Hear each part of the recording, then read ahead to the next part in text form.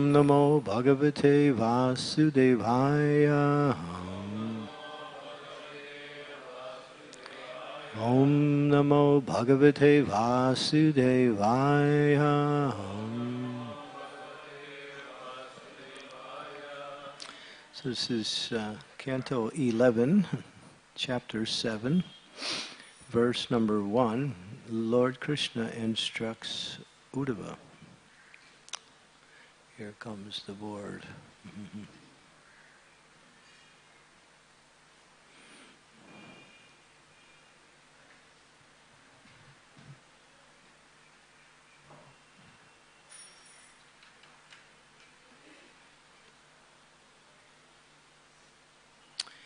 Sri Bhagavan Uvacha Yaryatamam Mahabhaga Tajchikirsitam eva me Brahma Bhava Lokapala Swarvasam me bhikanksinaha. Sri Bhagavan Uvacha Yaratamam Mahabhaga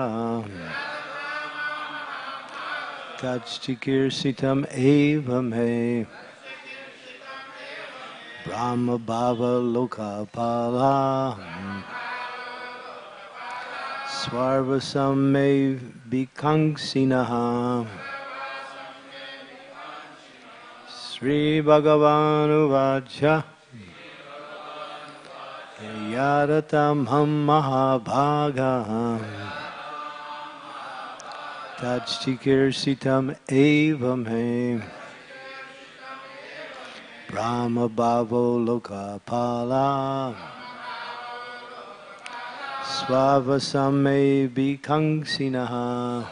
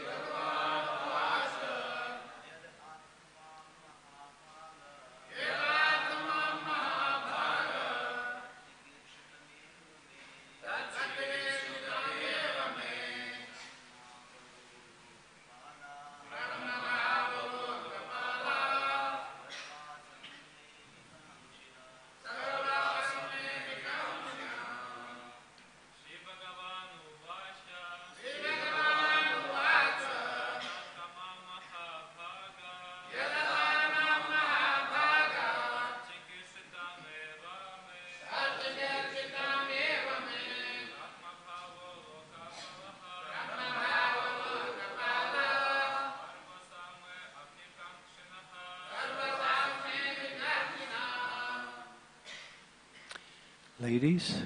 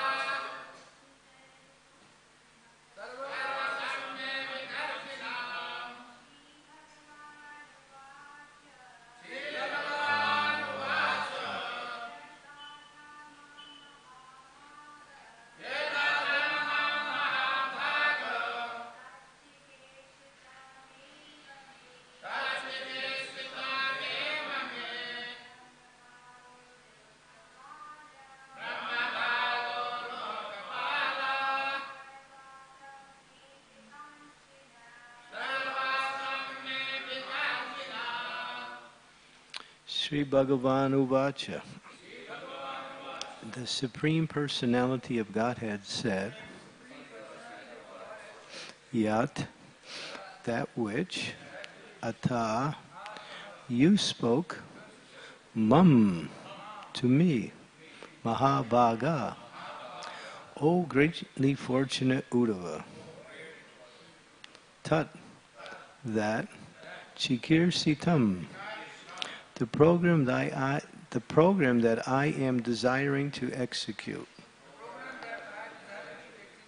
Eva, certainly, may, mine, Brahma, Lord Brahma, Baba, Lord Shiva, Lokapala, the leaders of all universal planets, Swavasam, abode in Vaikuntha, may, my, Abhikanksinaha, they are desiring. Translation. The Supreme Personality of Godhead said, O greatly fortunate Uddhava, you have accurately revealed my desire to withdraw the Yidal dynasty from the earth and return to my own abode in Vaikuntha. Thus, Lord Brahma, Lord Shiva, and other planetary rulers are now praying to me to resume my residence in Vaikuntha. Purport. Each and every demigod has a particular abode in the heavenly planets within the material universe. Although Lord Vishnu is sometimes counted amongst the demigods, his abode is in Vaikuntha, the spiritual sky. The demigods are universal controllers within the kingdom of Maya, but Vishnu is the Lord of the illusory potency and many other spiritual potencies. His exalted residence does not lie within the kingdom of this insignificant maidservant Maya. Lord Vishnu, the personality of Godhead, is the supreme Lord of all lords. The demigods are his parts and parcels, being themselves minute jiva souls. The demigods are under the influence of the potency of Maya, but Lord Vishnu is always the supreme controller of Maya. The personality of Godhead is the reservoir and root of all existence, and the material world is just a dim reflection of the brilliant scenery of his eternal spiritual abode, where everything is infinitely beautiful and pleasurable. Vishnu is the supreme reality, and no living entity can ever be equal to or greater than him. The Lord exists within his own unique category called Vishnu Tattva, or the Supreme Personality of Godhead. All other prominent or extraordinary living entities owe their positions and potencies to the Lord. Ultimately, Vishnu himself is the plenary expansion of Lord Krishna, the original source of all Vishnu and Jiva Tattva expansions. Thus, Lord Krishna is the basis of everything. Om Agyantimirandasya Gyanarajana Salakaya Chaksu Unmilitam Yena Tasmai Shri Gurave Namaha Shri Chaitanya Manobhistam Sthapitam Yena Bhutale Swayam Rupa Kadammayam Dadati Swapadantikam Shri Krishna Chaitanya Prabhu Nityananda Sri Advaita Gadadhar Srivasari Gaura Bhakta Vrinda Hare Krishna Krishna Krishna Hare Hare Hare Ram Ram Ram Hare Srila Prabhupada Ki Jai. So Krishna is speaking, and he's talking to Uddhava, and he's actually congratulating Uddhava, in the sense that Uddhava understood the mind of the Lord and his mission, and in such a way that the Lord had to do something which is very highly critical, and it's very practically hardly anyone can understand it. He had to arrange for his own family members to fight amongst each other in order to fulfill his desire for them to return back to their positions in the heavenly realms and also in the Vaikuntha realms. This Lila is a great mystery. Srila Bhaktisiddhanta Saraswati comments on it in his discussion for about 20 pages. It's not easy to understand why the Lord arranged for his own family members to fight amongst each other. And the fighting was inspired by intoxication. So here we see certain things that Vaishnavas are very much encouraged to avoid, such things as intoxication, and fighting amongst each other. But this was the plan of the Lord. Why? The Lord could understand now that although he came and his mission was successful, and that yada yada hi dharmasya glanir bhavati bharatam abhutanam tadharmasya siratmaham sajamiyaham pranitranayam sarunam vinasanaya cha duskritam dharma samstarpanapayam sambhavami yuge yuge. So the Lord comes when irreligion becomes prominent. When it becomes so prominent that those who are empowered by him on the earth cannot counteract. So he has to come personally. In other words, this is an emergency. So he comes to the material world and he helps to bring back religious principles. Otherwise, the world would go to hell. It's already in hell now, and the Lord is here. He's here in his form as many forms, actually. In Srimad Bhagavatam is the incarnation of the Lord. And he's also personally present in his transcendental form as the deity. But he's very actively present in purifying the world through the holy name. So the Lord has actually manifested himself in 3 forms, at least, and he's also here in his pure devotees. So especially in Kali Yuga, he creates his energies from various sources of himself to empower them to do the work of uplifting the conditioned souls. But it's all his desire. So now the burden of the earth has somewhat relieved. The demons have been killed, all the prominent demons, Kamsa, Jarasandha, Shishupal, Shava, others who were causing such havoc on earth. But now another problem arose. Powerful family. How many members Krishna had in his family? My God. Krishna had 16,108 wives or queens, and each one had 10 sons. And each son had 10 more sons. And it says that each one had 1 daughter, too. Just to balance it out a little bit. And so you can imagine. So there were actually millions of family members of the Lord on the earth at that time. And we also know, and we hear about it from Shastras, that if one is connected to the Lord in some lineage, there's a tendency to be proud. Just like we have, now we hear people in areas of Navadvip that they are descendants of Lord Nityananda, descendants of, Lord Chaitanya, and some of. So there's sometimes that is misused and becomes a source of pride and a source of exploitation of others, having exceptional birth within a family that is directly connected with the Supreme Personality of Godhead.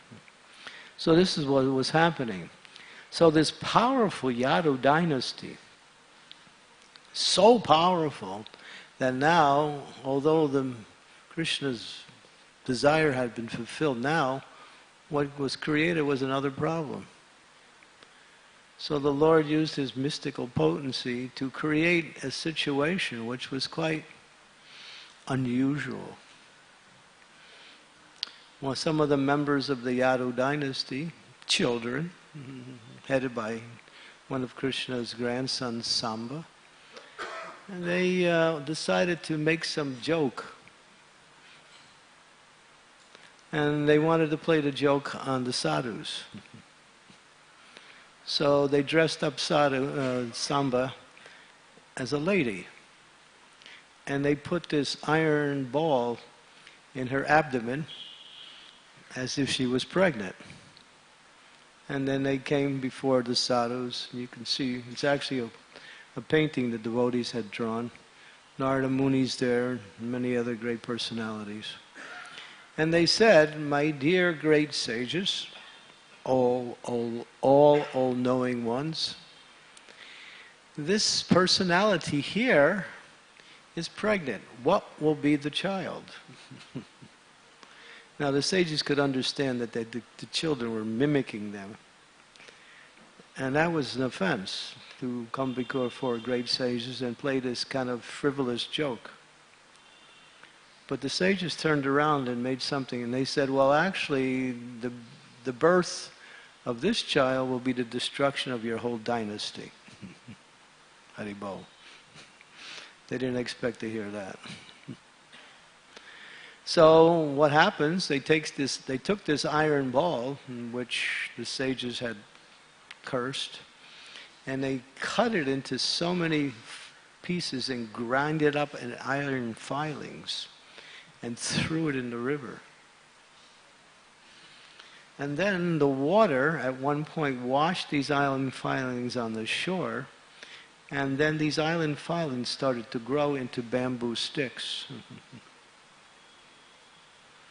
But one piece was not completely annihilated, was ground up, and that piece was swallowed by a fish. Now this is interesting. You see how Krishna arranges everything. Now the yadus are together, and they're a little bit intoxicated. So they're drinking this beverage called, it's a rice type of intoxication, or rice liquor. So they get intoxicated, and then they start arguing amongst each other. So the argument becomes so intense that they become really angry and start fighting. So these bamboo sticks are available, so they pick them up, which are actually iron rods, and they start fighting amongst each other. And gradually they were killing. It says that the bigger yadu was destroying the smaller yadu. So practically all of Krishna's family members were destroyed in this fight. And Krishna's desire was fulfilled. That one piece, which was swallowed by a fish, was caught by this hunter, Jara. He caught this fish, and when he cut open the fish, he saw this metal piece. And so, being a hunter also, he made a little arrowhead out of it and fixed it on his arrow. And then one day, he saw his personality sitting beneath a tree, and he fired that arrow. And he fired it at Krishna. It was actually Krishna sitting very calmly in a very, relaxed position. And it hits Krishna on the foot, and Krishna dies. Haribol. So this is a whole show by the Supreme Personality of Godhead to go back to God, for him to re-enter his spiritual abode, and for the yadus to come back. Now, of course, nobody dies by getting shot in the foot with an arrow. But Krishna did. Why did Krishna do that? Why didn't he just, go back to the spiritual world in a normal way, or in a different way? Something was less violent? Because Prabhupada says that hardly anyone who saw Krishna actually understood he was the Supreme Personality of Godhead. Many thought that he was simply a very powerful personality, or even the demigod himself. And there were the others who had no faith in Krishna at all. So Krishna didn't want to destroy that false understanding of himself, and therefore he left the world just to keep the illusion. Why? Because one can only approach Krishna through bhakti. Bhakti mama vijananti. Unless one worships Krishna in devotion, one cannot understand Krishna. One can philosophize and read so many books and try to understand the Supreme Lord from various angles of vision, through various types of, what we say, mental adjustments, philosophical discussions, various types of pujas. But unless one actually worships Krishna in devotion, Krishna says, one can never understand me. And even those who worship in devotion, hardly, Krishna says, hardly one knows me in truth. So in order to keep his position within the process of devotional service, he left the world. And people say, oh, Krishna was killed by a hunter. And the Yadu dynasties were just intoxicated. And so that illusion goes on, or that discussion goes on. But devotees understand that this little show isn't also the way the Lord wants to do things, because even this material world, as is mentioned here, and Prabhupada gives this, the devotees of Srila Prabhupada have given a very interesting point, that although the Lord comes within the material energy, he's not part of the material energy. But the material energy works under the direction of the Lord to fulfill the desires of the Lord and to fulfill the desires of the living entities who want to become separate from the Lord. This material world is like a drama where the living entities play a part that is not them. They act out the part in different manifestations of physical categories, such as male, female, and in different positions within the society, becoming, presidents or ministers, or ordinary people play different roles. And sometimes, and of course that's the nature of the illusionary energy, that one identifies with this role as oneself. And so this whole material world is like a big show, it's like a drama. None of the actors are actually who they actually are. They're in the wrong consciousness. But because they've been rehearsed by who? Maya. Maya is the drama conductor. And Maya is just simply fulfilling their desires to stay separate from the Lord. And they're cast into different roles according to that desire. And this is all the illusionary energy of the Supreme Personality of Godhead. And Krishna comes and he appears to be just like that. In other words, he's also playing a particular role. You see, when he came within the world, he became the chariot driver of his devotee Arjuna. And although he was the Supreme Personality of Godhead, he didn't fight on the battle of Kurukshetra, although it was his desire that the Pandavas become victorious. So Krishna played, apparently, a role as another Kshatriya within this great drama of bringing back Krishna consciousness at a time when the world had become overburdened with so many, what we say, unsaintly and nefarious kings. So here it's mentioned that Krishna is being called back by Brahma and Shiva. So everything is being conducted by the Supreme Personality of Godhead. And Prabhupada writes in one purport in the 8th canto of Srimad Bhagavatam, there's something very instructive. And what is that instructive point? It's based on a particular pastime. The pastime is the demons and the demigods are fighting against each other. Sometimes people mistakenly think, oh, if I can go to the heavenly planets, life will be very nice. And people perform devotional service in order to get better material situations. Prabhupada said something very shocking to us.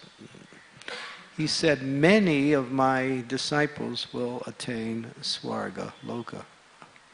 When I heard that, I was thinking, oh my God, that's horrible. To perform devotional service and not become, what we say, elevated to the spiritual consciousness, but elevated to performing devotional service in order to get a better material situation.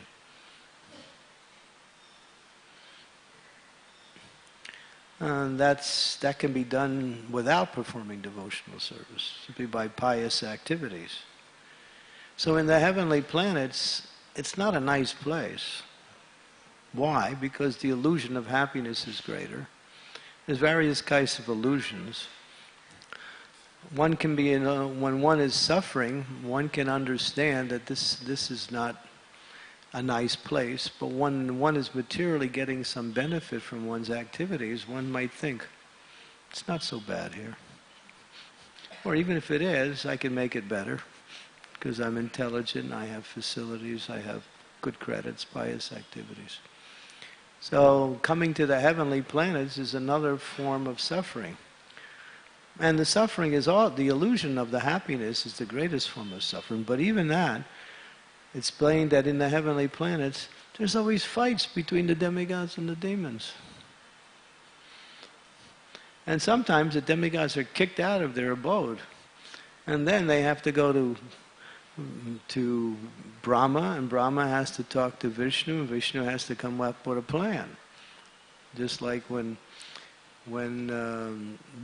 Indra committed an offense against his spiritual master, Brihaspati.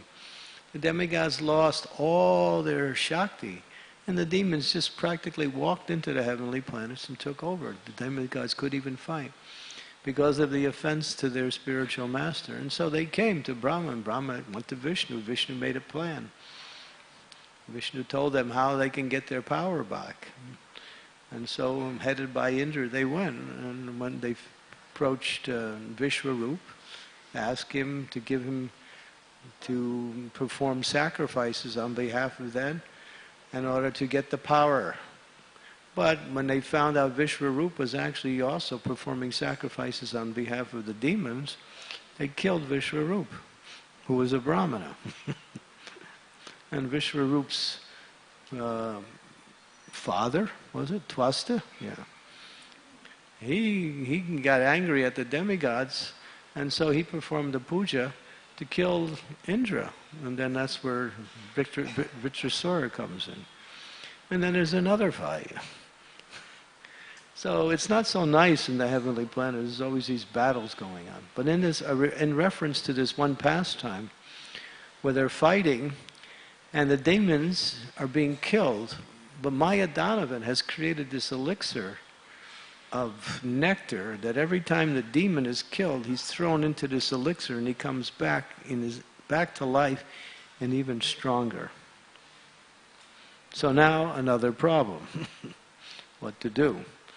So the demons, although being killed, are coming back even stronger after being killed by this elixir. And so now what to do? So they go to Brahma, and Brahma gets him some advice from Vishnu. Vishnu tells them, Brahma, you become a cow, and Shiva, you become a calf, and you drink up all the elixir. So they do. So now the demons don't know what to do. Their rejuvenation energy is being destroyed. So Mayadhanava is bewildered. He doesn't know what to do. And then he comes to the realization that this is actually the plan of the Lord.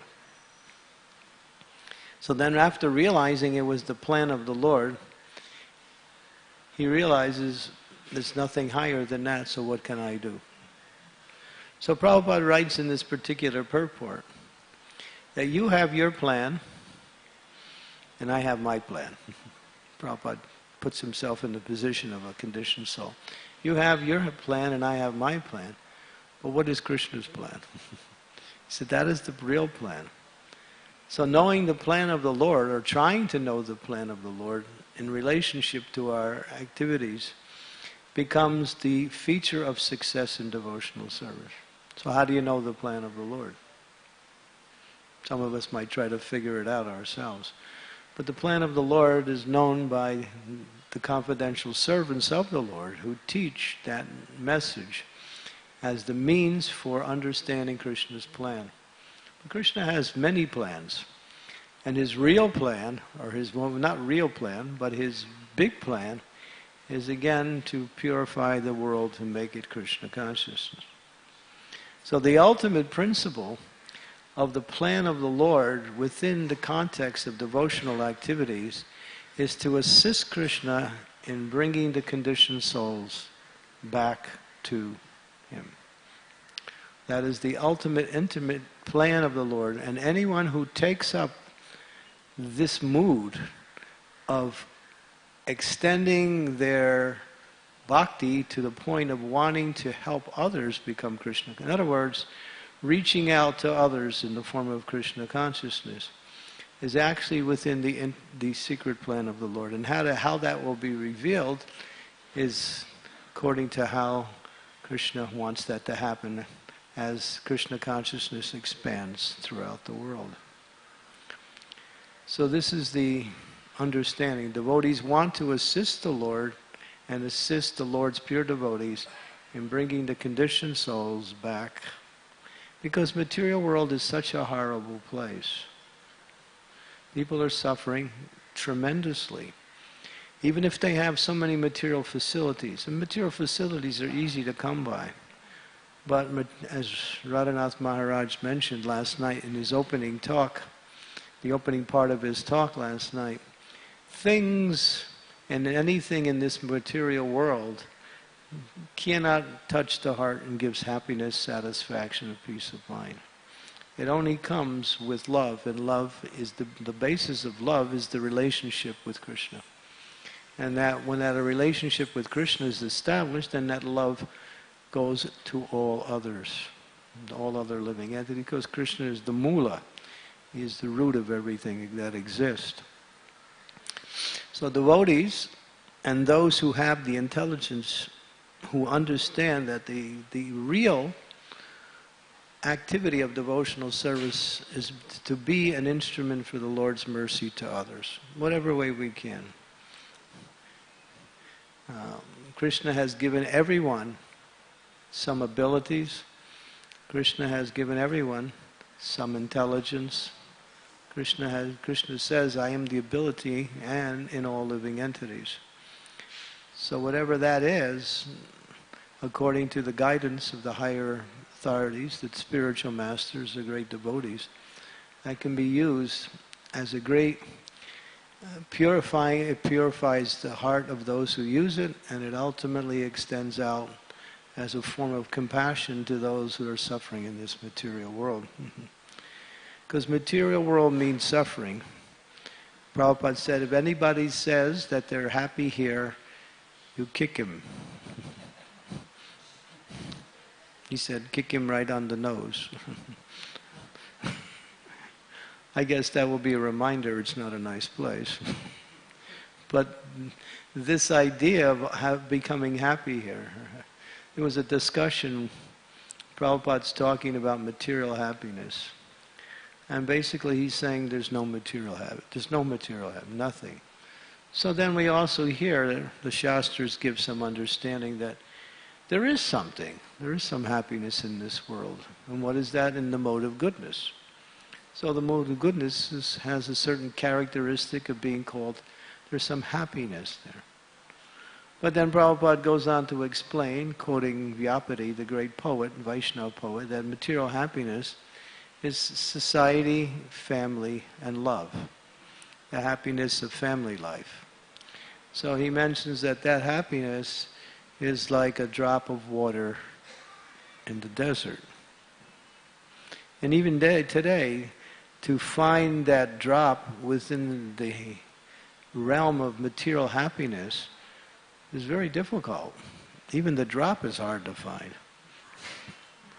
I think Maharaj was saying last night in his class that, or his talk, is that, there were two, husband and wife, they're arguing. And they can't somehow or other settle their differences. So it's becoming a feature of counseling now, and then they need advice from the outside.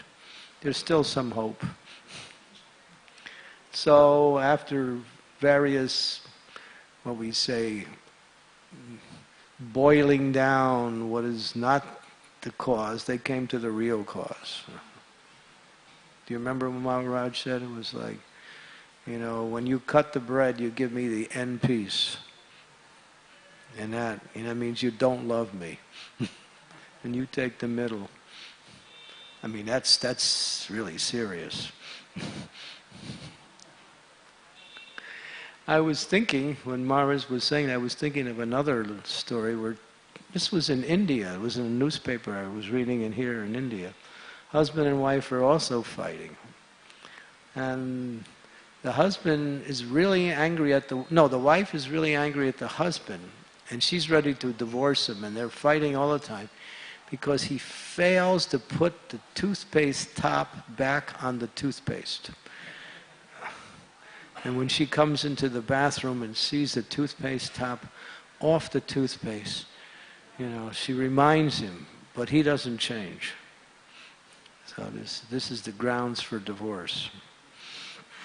Very serious. Very serious. That toothpaste could dry up. That's a loss. So this is, when somehow or other we find that, people get overly disturbed by little things. And these things cause big things to fall apart, such as a marriage or something. So we're talking about happiness in the material world. So therefore, what is that? And so Prabhupada's discussing this happiness, and the devotees are saying, yes, Prabhupada. Because when Prabhupada was here, I think Malati can probably confirm this. She was there with many of Prabhupada's discussions with his devotees and being a part of that. Prabhupada was challenged a lot. Prabhupada also said that. He said, the Americans don't take anything easy. You really have to convince them. So Prabhupada went out his limits to really try to understand the American mentality is that we have to convince you completely before you're going to actually believe what I say. So many times Prabhupada was challenged by his disciples. The challenging was done in a respectful way. Was always respectful. But Prabhupada got that. So they said, well, Prabhupada, actually, you write in your books that the mode of goodness is concomitant with happiness. So, yeah, it's there. So Prabhupada said, but the main principle of the mode of goodness is knowledge. And that knowledge tells you there's no happiness. So that was the end of the discussion. So Prabhupada wanted to make the point that knowledge is actually the feature of reality and understanding what is truth and what is not truth. So so people are really absorbed in trying to find happiness where there's no happiness. And therefore the world's going to hell.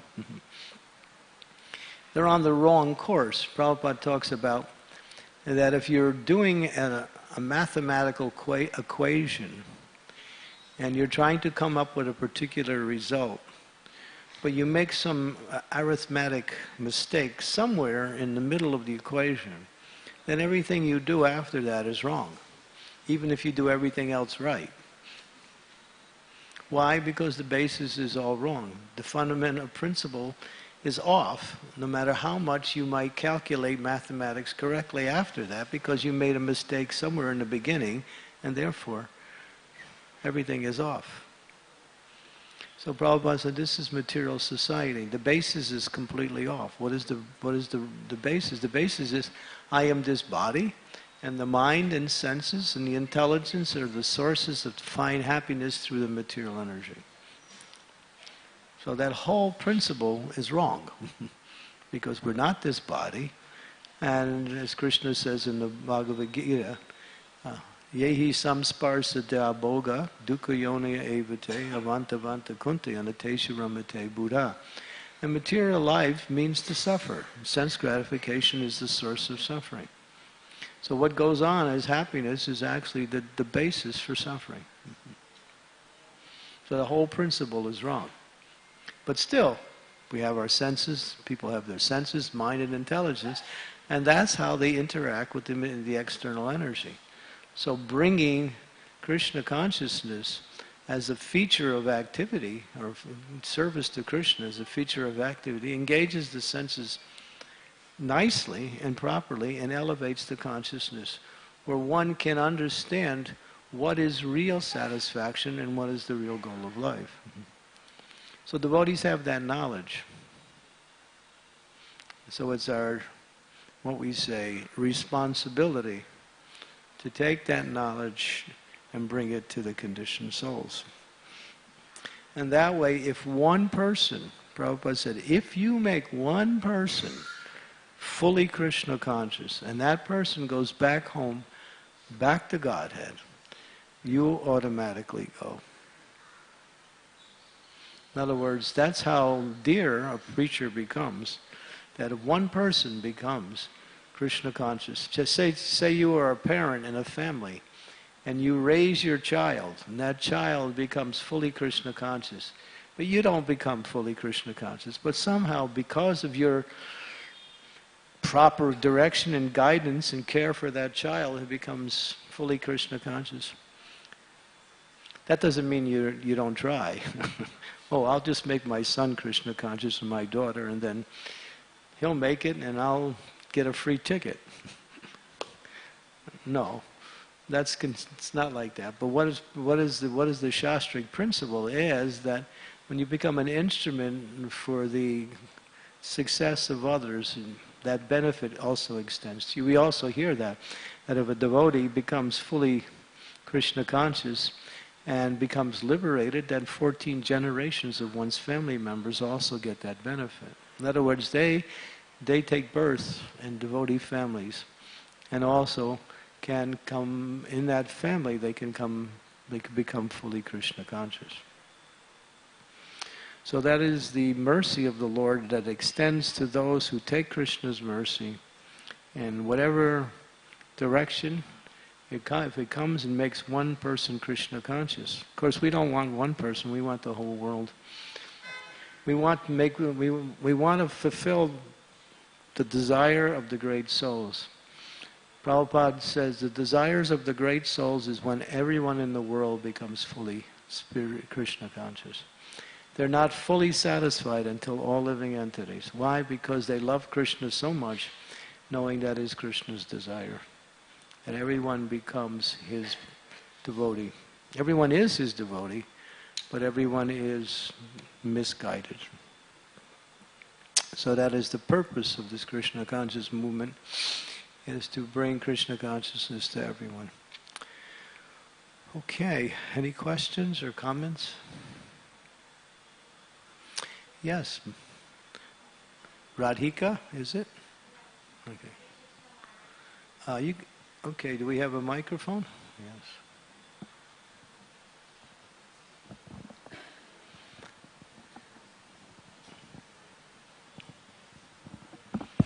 Hare Krishna Maharaj, thank you for the enlightening class. Bhrigu Muni once he kicked Lord Vishnu on the chest, and he hurt Bhrigu Muni, yeah. And he hurt our Krishna. And second time he shot an arrow at his lotus feet. And but we understand that this is the will of the Lord, and this is how he wants to wind up his pastimes. In the earlier chapter, it's mentioned the place from where Bhrigu Muni shot the arrow at Lord Shri Krishna's lotus feet. That place is called Bhrigu Tirtha. Yeah. So, my question to you is that why is it called a Tirtha when he's hurt our Krishna? Though it's Krishna's will. Why is it called a Tirtha? Because he shot Krishna? Yes. Then why is it called a Tirtha? Why the Acharyas?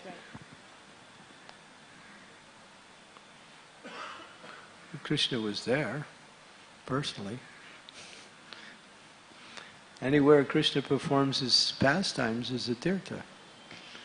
For Krishna, good and bad don't exist. That's a material concept.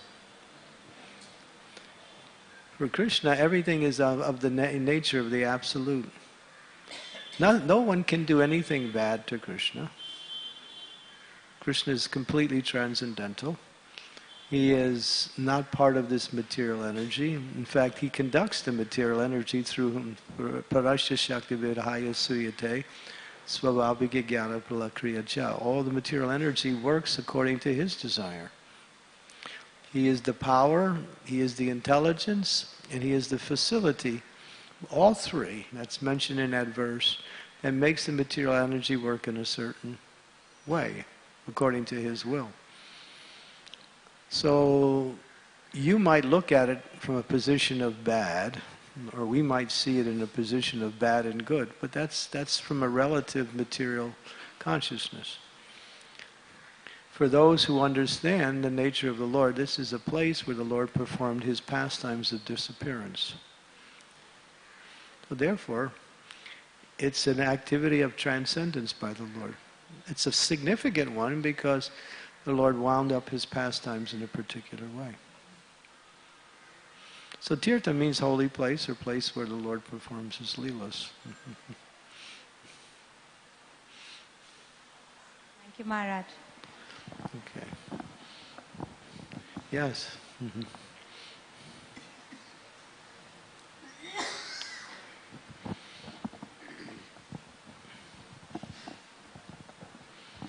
Hare Krishna Maharaj. Hare Krishna. Thank you.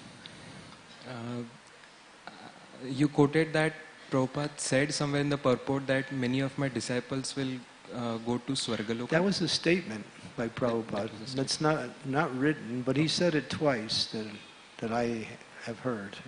So I think I missed the conclusion of you quoting that.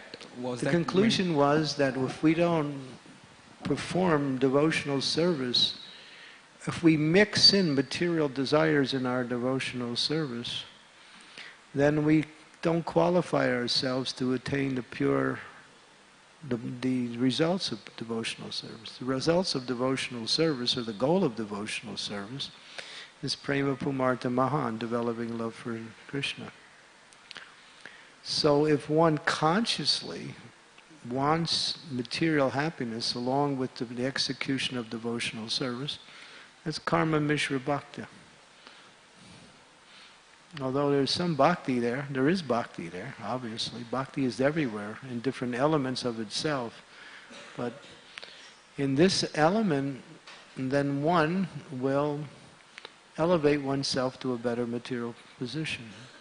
But then we understand from the Shastras that anything in material, abrahma bhuvana loka purna vidya arjuna, anything in this material world is temporary. So therefore one will again fall down to the middle planetary systems and again have to perform devotional service again to elevate themselves back to the spiritual position.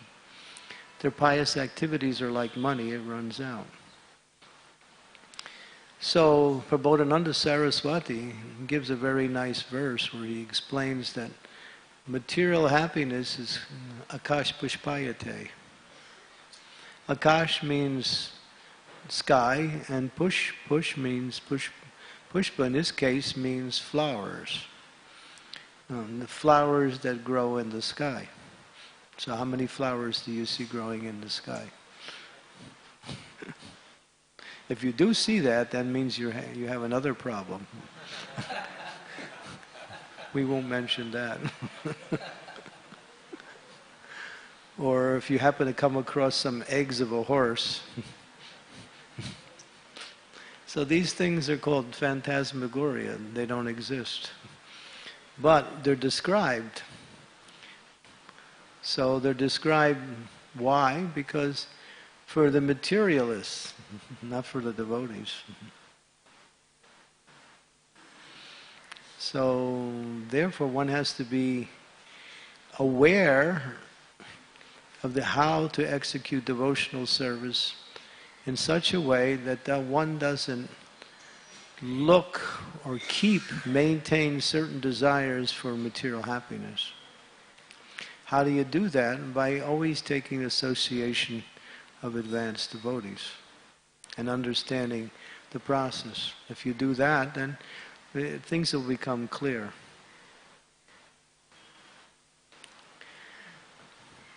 It is said, Prabhupada mentions also in one statement, that those in the higher planets who have some intelligence and understand the mercy of the Lord in the form of Chaitanya Mahaprabhu's descent in this yuga want to come into this ISKCON society in order to practice devotional service, and therefore there's a direct way to go back home, back to Godhead. So Prabhupada said many of the children that are born in this movement have come from different places in order to be part of Lord Chaitanya's movement. But that's not the goal. The goal is Prema Pumarta Maha. Nowhere is there are intermediate goals in bhakti. What are those intermediate goals? Is that you may try to achieve something to establish a certain service in devotional service, but that is meant to lead to ultimately to prema. Our goal is pure love of God, because unless the living entity comes to that stage, then one has to again take birth.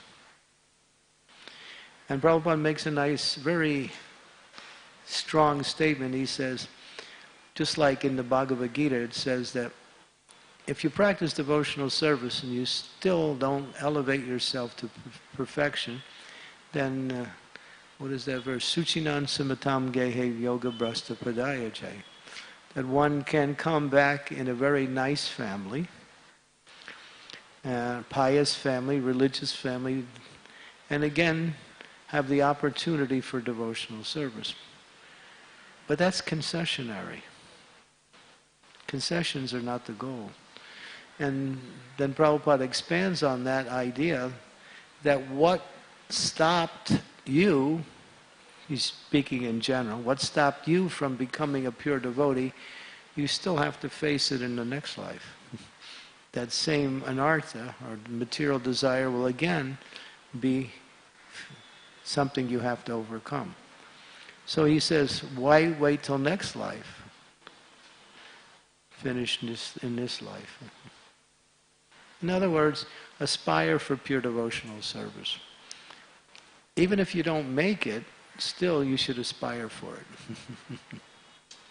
Because that is the nature of the soul. And aspiring for it means that you open up the opportunities for the success. If you aspire for something less than pure devotional service, then the opportunities for pure devotional service don't become so easily available, because you're aspiring in a certain way. Therefore, your desire leads you in a certain direction. When you aspire for pure devotional service, then you get all the facilities to make that desire successful. Then it's up to you to take advantage of that.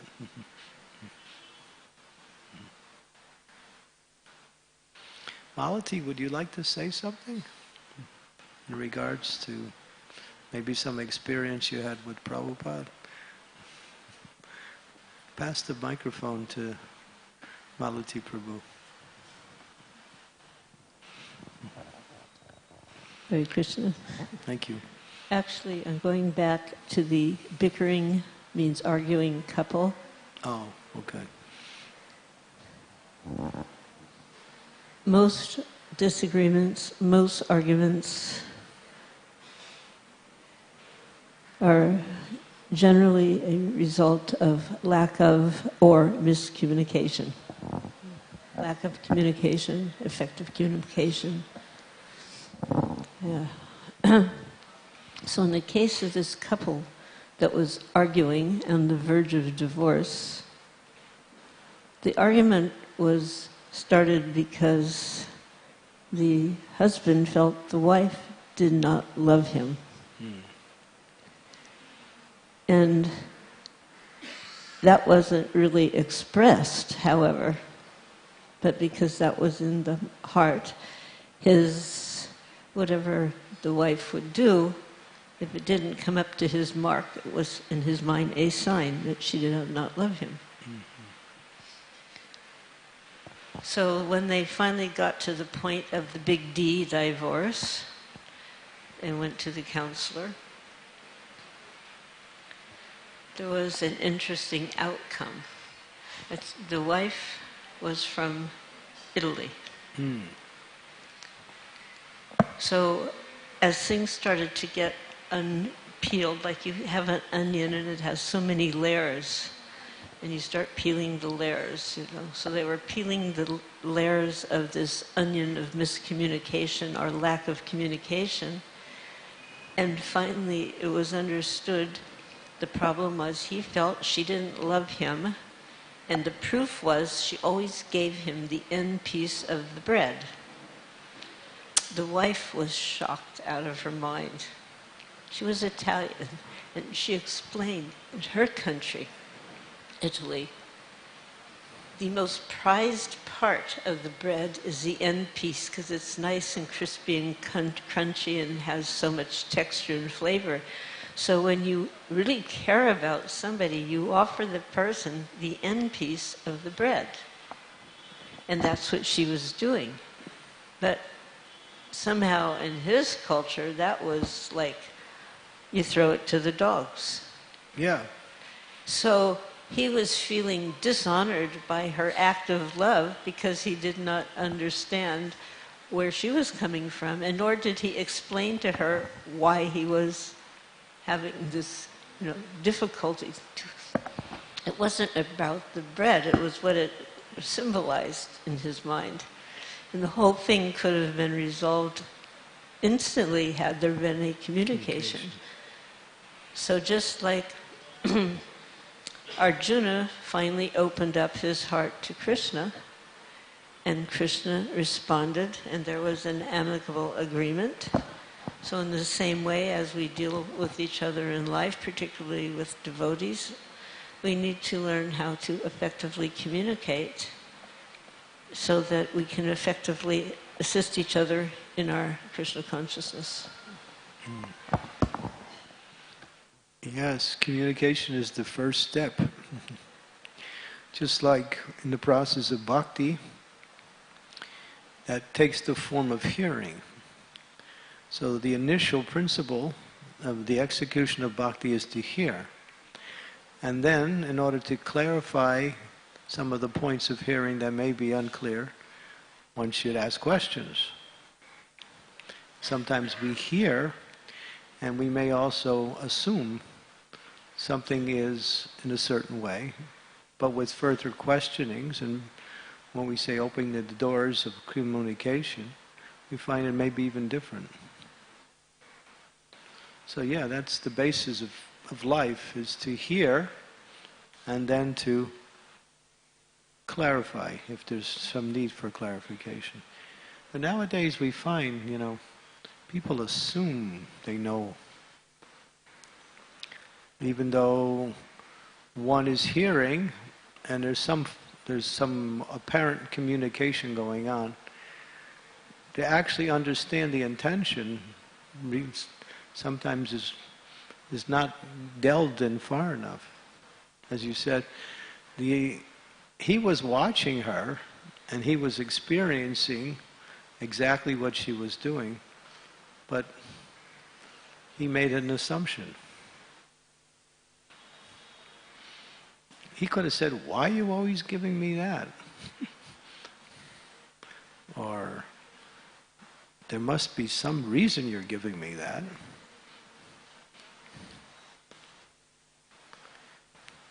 I think marriage means communication, right? The whole world is based on communication. But there's such an overload of communication that now things are going on in such a way that people are putting out forms of communication, but it doesn't really communicate. Either because of the way it's being done, or because there's such an overload that people just assume, I know. Therefore, when you hear something, two things should happen. This is in Vaishnava circles. One, you should get some realization based on what you hear. Or two, you should ask questions based on what you hear.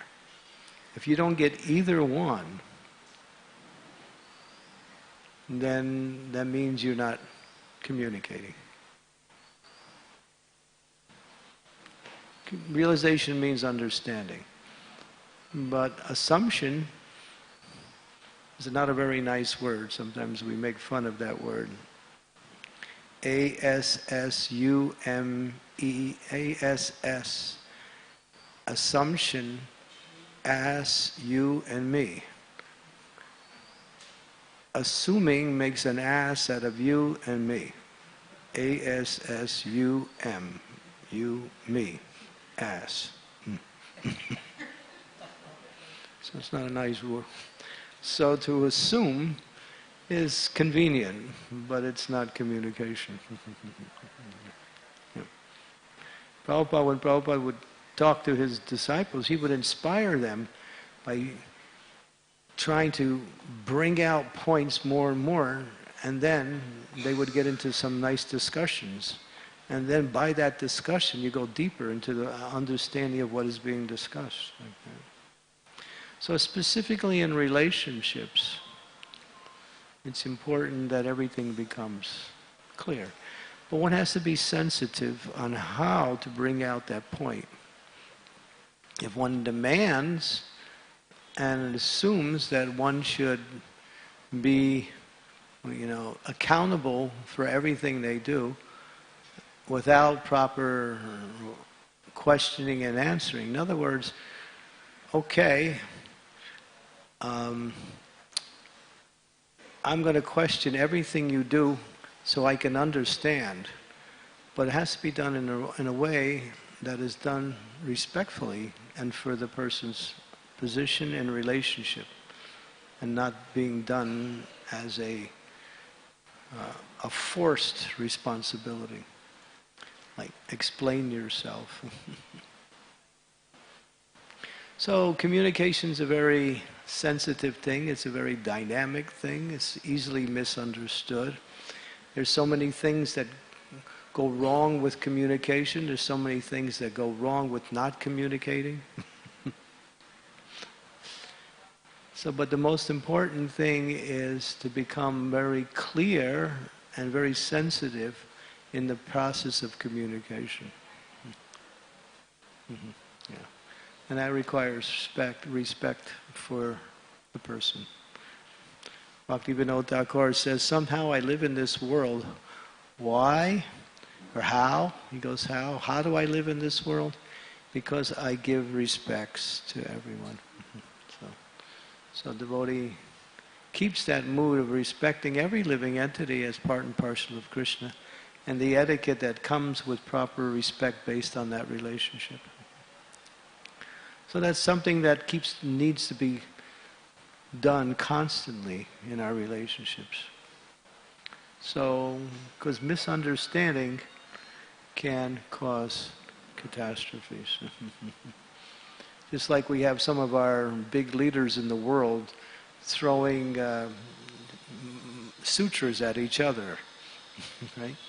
If you do this, I'll do this, and if you do this, I'll do this, and if you don't do this, I'll do this. And so a lot of times they don't even understand each other, but they just want to just go back and forth. And then wars are created because of that. Okay, so we can stop here. Thank you very much. Srila Prabhupada ki jai. Srimad Bhagavatam ki jai.